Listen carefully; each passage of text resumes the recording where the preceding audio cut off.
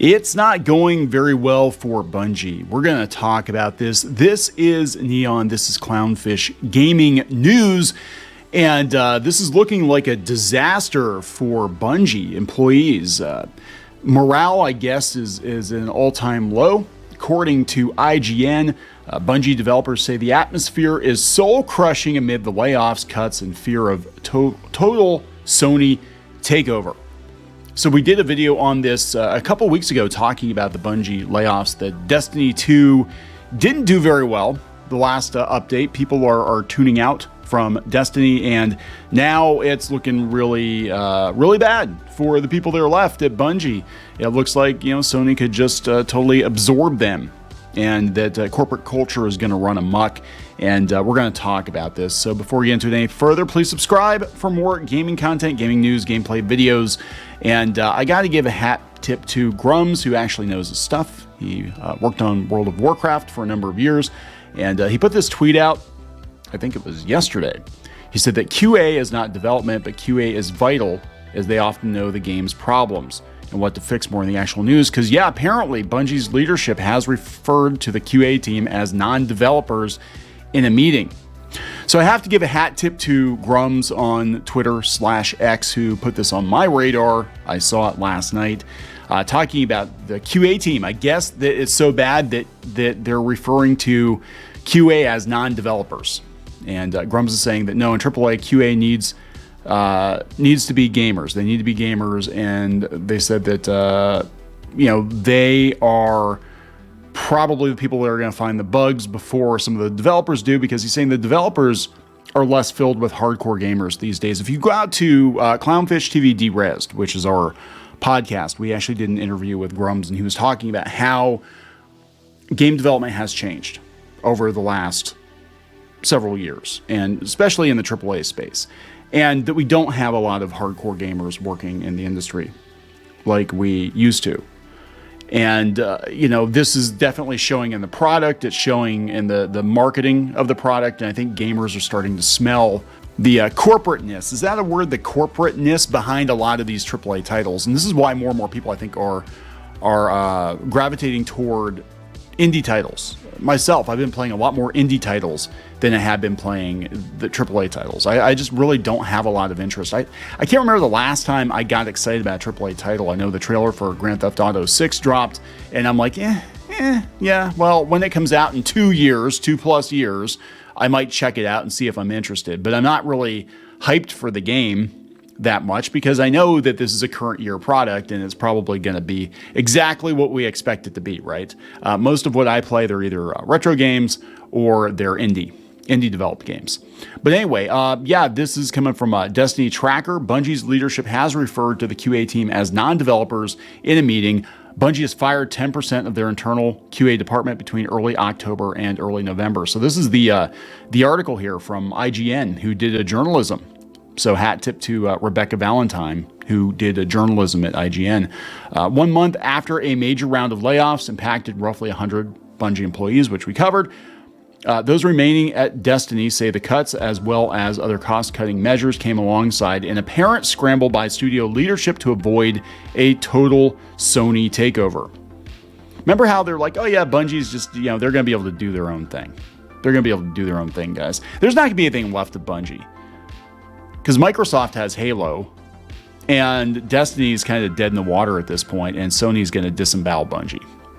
As it currently stands, Bungie on paper is a fully independent subsidiary of Sony, but its board of directors have been divided since the takeover in July of 2022. Among its current members are PlayStation Studios head Herman Hulst. We've got Sony Senior VP Eric Lempel, Jason Jones. I'm not going to go into all the people here. The board as a whole is split between Sony and Bungie representatives, with Parsons serving as a tiebreaker vote.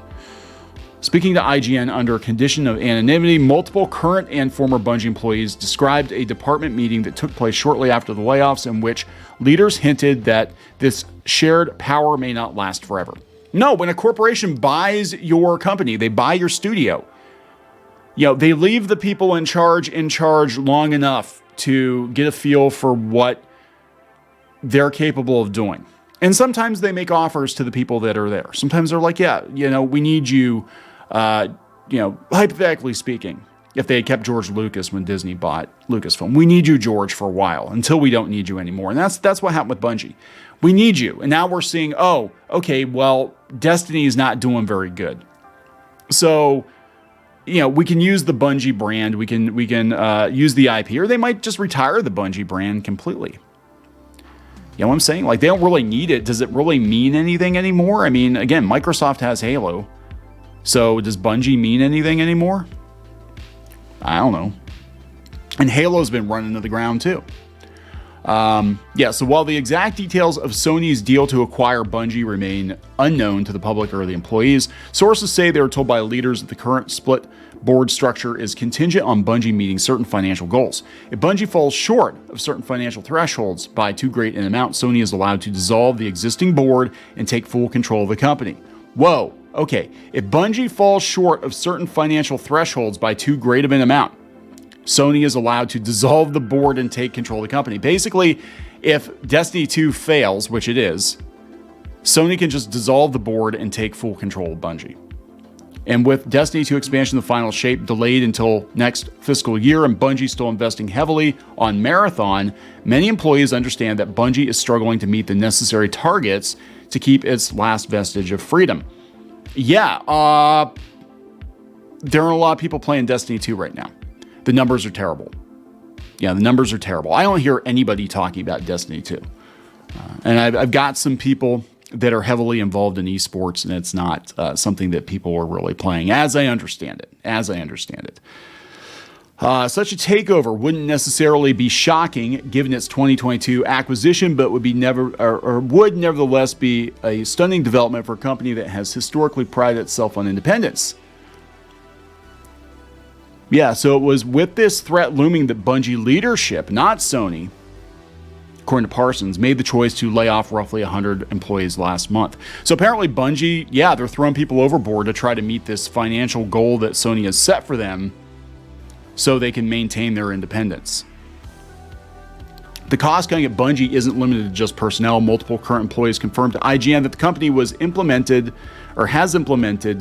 numerous other cost-cutting measures recently, including a studio-wide hiring freeze, reduced travel budgets, elimination of holiday bonuses, keeping its annual Bungie Day virtual, delaying its weekend company pentathlon event to next December, and reducing numerous morale events such as cooking and knitting classes. Wait, what? Wait, okay. You lost me at the cooking and knitting classes. Why do you need cooking and knitting classes at a video game developer? Bungie is also pausing or fully ending benefits like annual employee compensation adjustments to meet market rates, its new hire lunch program, employee donation matching, its peer recognition program, and gift cards for employee birthdays. That sucks. And yearly studio performance bonuses this year will only be the contractually obligated 80% minimum after being above 100 for good performance in several previous years running. Okay. Along with the layoffs, this has resulted in a massive decay of morale within the company, according to IGN sources, one of whom told us that the mood within the studio has been soul-crushing over the last month. That's their new title, Soul Crusher.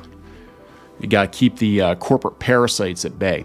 It doesn't sound like management is making any significant efforts toward improving the atmosphere either. According to those still with the company, employee frustration and sadness in the days and weeks following the layoffs was met with a surprising amount of indifference or even outright flippancy or hostility from management. Suck it up, Buttercup. Go work at Walmart to buy your kids some presents or something. I don't know. Several people we spoke to told us the leaders had reiterated across multiple meetings that they couldn't guarantee there wouldn't be more layoffs, with two specifically confirming previous reports that Chief People Officer Holly Barbakovi outright stated the layoffs were a lever the company wouldn't pull again. We know we need final shape to do well, one source told IGN. Well, good luck with that. And the feeling at the studio is that if it doesn't, we're definitely looking at more layoffs. Wow. Others said they were rebuffed repeatedly and discouraging from even discussing the layoffs whenever they tried to ask questions. Employees in one department recalled a post-layoff Q&A session where a department head was asked if leadership taking salary cuts to prevent layoffs had been considered. That would be the honorable thing to do. This is what happened at Disney too. Like, why are you laying off all your cast members when some of your people are making like $11 million a year, your management? Like, they couldn't take a salary cut? You can't tell me that they spent last year's $11 million already, right? Bungie said they were not that type of company. Not that type of company. We're not the type of company to fall on our sword for our employees. If this were a Japanese company, I'm just saying, if this were a Japanese company, a lot of times that's the first thing management does, because they view it as a failure of leadership. If the company is not doing well, it's because leadership made poor choices. And there's no reason that the other employees should suffer for that, because they were just carrying out marching orders. But that's not how it works, apparently. Apparently at Bungie. Yeah, so they basically said, yeah, we believe the community leaders who spearheaded employee inclusion and support efforts. But, you know, whatever, guys, whatever. We don't care. I'm angry. I'm upset. This isn't what I came here to do. One person said, feels like many higher ups aren't listening to the data, and are like, we need to win our fans back. They still like us. No, they don't. We got rid of some of our most knowledgeable, beloved folks who are here for 20 years. Every day I walk in afraid that me or my friends are next. No one is safe. No one is safe. This feels a lot like Rooster Teeth, too. We cover Rooster Teeth on the other channel, and Rooster Teeth has been laying people off that have been there for a very long time. Another source discussed with us that many of the reductions made at Bungie were part of a broader move toward outsourcing. Multiple individuals across various departments told us they'd heard discussions within their teams, plans to increase outsourcing both before and in the wake of layoffs. They talked about QA. They said, while outsourcing QA is extremely common practice industry-wide, Bungie historically has also enlisted an army of in-house embedded QA testers working within individual teams. And that goes back to Grum's tweet where, you know, QA testers, at least the homegrown ones, tend to be more knowledgeable about video games. It's a setup the studio has prided itself on for years, but QA sources within the studio are now afraid that strategy is on its way out. They're going to outsource them. QA was said to be referred to by leaders as non-developers. Over 10% of Bungie's internal QA department was fired or laid off between October and November. In a year that will go down in gaming history due to the sheer number of layoffs and studio closures, Bungie's situation nonetheless stands out, and not for good reasons. It's a well-known, long-standing studio that, despite historic culture problems, had managed to cultivate an increasingly positive community of fans. Yeah.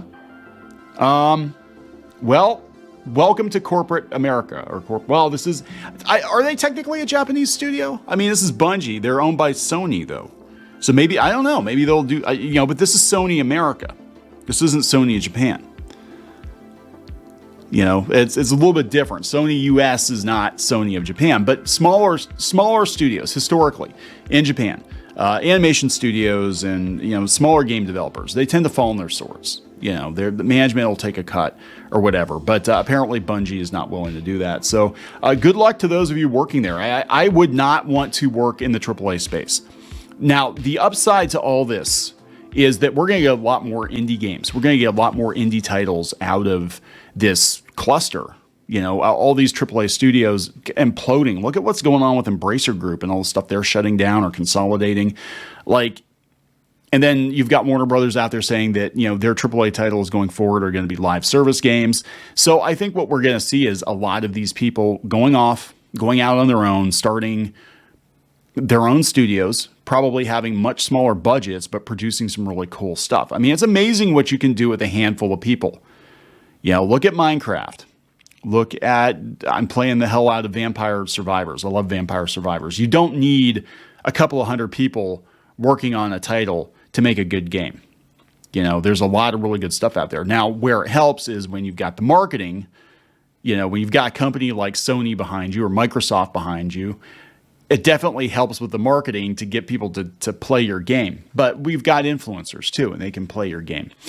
Five Nights at Freddy's blew up because of YouTube. And there's so many other titles out there that kids are playing now, Among Us, because of YouTube and Twitch streamers. So anyway, I'm going to wrap this up, guys. Pretty interesting stuff. We're going to keep an eye on it. And look, I'll give props where props are due. Good on Rebecca Valentine for putting this article together on IGN so we know kind of what's going on over there. Please subscribe to our channel for more news, gaming news, and gameplay videos. We'll talk later. Thanks for watching. If you like this content and want to see more, please subscribe and ring the bell for notifications. And check out more videos on the channel, including Let's Plays and art and animation videos here on Clownfish Gaming. Now he's just tasty, delicious, rotten flesh meat, which I can consume. Don't read into it too much. Just like our museum, the cafe's open and brewed through is eager to serve. I don't think this was in the show. Run, run, run, run, run, run, run, run. Oh, you got splatted. No. Oh, wait. Oh, she was begging and you kicked her in the face. I don't care. Hey guys, Squid King here, and today we're in a— Not girl boss. Not girl boss at all. She is not a material girl. She is not. Oh, it's Christmas time here in your mom. Nobody wants to join your mom. What? Like I can't even cook kid cuisine right. I would last about 2 minutes with Gordon Ramsay. What? Where is he? He's hiding. He's hiding from you. Better. Oh my God, you got the axe. Walker, does this look like Steven Universe? Let me punch him! Well, I'm just here for the wax. Right where you belong. Get in the dirt. Well, that was a combination of events I probably shouldn't have put together. Anyways, let's open this bottle too. Chica pinata. Is that official? Oh, no. There's a bootleg. Hello. Hey guys, it's Diamond Tool. Let's make a farm. Like and subscribe and buy my merch. I mean, while you're here, you guys should like really like and subscribe and buy our merch, all of which we have. That is true. Can't run them carrying trash. You can get away with one F-bomb per PG-13 movie. I wish I'd known that sooner. Yeah. All right, so we're gonna wrap this effer up. Yes.